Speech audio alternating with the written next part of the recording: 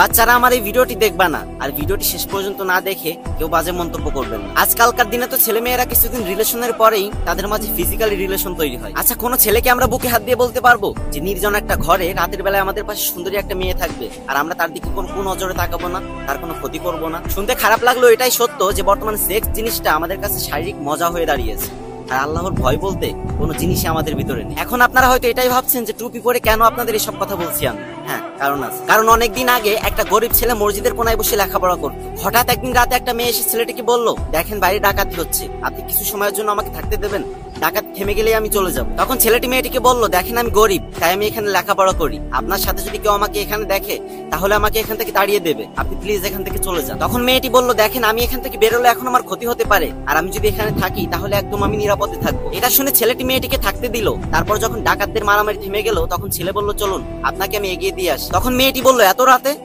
আমি কোথাও যেতে পারবো না, আমি সকাল হলে ঠিক চলে যাবো। ছেলেটি মেয়েটিকে আবারও রিকোয়েস্ট করলো, দেখেন আপনার সাথে কেউ আমাকে এখানে দেখলে আমার অনেক বড় ক্ষতি হয়ে যাবে। কিন্তু মেয়েটি কিছুতেই বাড়ি যেতে রাজি হলো না। সারা রাত তারা দুজন দুপাশে জেগে রাত কাটিয়ে দিল। কিন্তু মেয়েটি খেয়াল করলো ছেলেটা একটু পর পর কুপির আগুনে তার হাত পোড়াচ্ছে, আর যন্ত্রণায় ছটফট করছে, তাও একটু পর পর তার হাত সে পোড়াচ্ছে। এভাবে করতে করতে ফজরের আজান দিয়ে দিল। তখন ছেলেটি মেয়েটিকে বলল, চলেন এখানে আর থাকা যাবে না, আপনাকে দিয়ে আসি। তখন মেয়েটি বলল, যাবো, কিন্তু আপনি বলেন তো আপনি একটু পর পর আগুনে হাত পোড়াচ্ছিলেন কেন? তখন ছেলেটি বলল, এটা আমার ব্যক্তিগত ব্যাপার। কিন্তু মেয়েটি বলল, এটা না বললে কিন্তু আমি যাব না। তখন ছেলেটি মেয়েটিকে বাধ্য হয়ে বলল, রাতে যখন আপনার উপর কুনজর আসছিল আমার, তখন আমি কুপির আগুনে নিজের হাত পোড়াচ্ছিলাম, আর নিজের মনকে বলছিলাম, কিরে মন, জাহান্নামের আগুন তো এর থেকে অনেক তীব্র, সহ্য করতে পারবি তো? একটা বার ভাবুন তো ওই ছেলেটা আল্লাহকে কতটা ভয় করে কাজ করেছিল।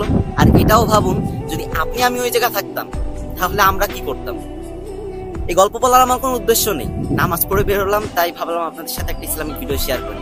অনেকদিন ধরেই তো আপনারা বলতেছেন, ভাই ইসলামিক ভিডিও করো না কেন, তাই আপনাদের জন্য একটা ইসলামিক ভিডিও আনলাম। আর আমি ইসলাম সম্পর্কে অত একটা দক্ষ না, ভুল ত্রুটি হলে মাফ করে দিবেন। আর আল্লাহ আমাদের সবাইকে তাকে ভয় করার তৌফিক দান করুন, আমিন।